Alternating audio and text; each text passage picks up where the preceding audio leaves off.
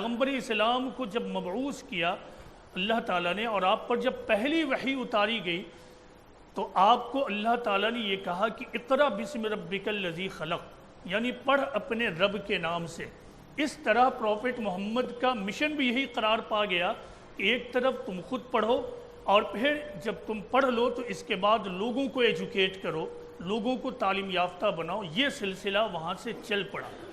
پیغمبر اسلام محمد صلی اللہ علیہ وسلم کی زندگی کا جب آپ اس حوالے سے مطالعہ کریں گے، اسٹڈی کریں گے، تو آپ پائیں گے کہ پیغمبر اسلام کی زندگی مختلف گہمہ گہمی میں انگیج ہے، عجیب افراتفری کا ماحول ہے، حتیٰ کہ مدینہ میں پہنچ کر کمپلیٹ جنگی ماحول ہو جاتا ہے، آفنس کا ماحول ہے، لیکن اس ماحول میں بھی پیغمبر اسلام نے اپنے لوگوں کو ایجوکیٹ کرنا نہیں بھولا، اور جب بھی جو موقع ملے ایجوکیٹ کرنے کا اور کمیونٹی آف مسلم کو ایجوکیشن کی راہ میں ڈالنے کا ایک سلسلہ آپ شروع کروا دیتے ہیں۔ اس کی بہترین اور بڑی مثال یہ ہے کہ اسلامی تاریخ کا ایک غزوہ وہ ہے جسے ہم غزوہ بدر کہتے ہیں۔ غزوہ بدر یہ پہلا غزوہ تھا جبکہ پیغمبر اسلام اور آپ کے مخالفین کے درمیان ٹکراؤ ہوا۔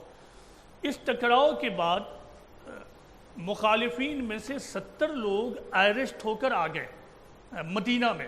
اب جب ایرسٹ ہو کر آ گئے تو یہ بات ہونے لگی کہ ان کا جزیہ کیا قرار دیا جائے، یعنی ان پر کیا فائن لگایا جائے، ان کو قتل کر دیا جائے، چونکہ وہ جنگی مجرمین تھے اور جنگی مجرمین کی ایک ہی سزا تھی انٹرنیشنل لاء کے مطابق کہ ان کو قتل کیا جائے گا۔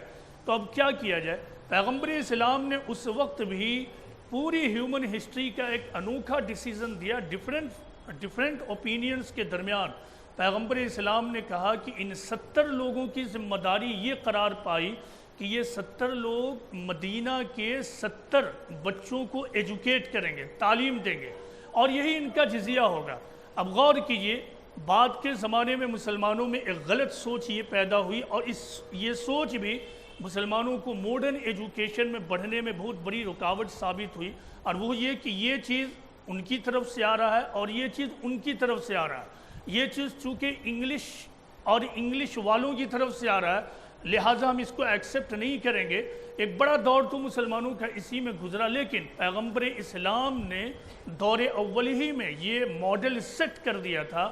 وہ ماڈل کیا تھا کہ ایجوکیشن حاصل کرنے میں کوئی ایکسکیوز نہیں لیا جائے گا۔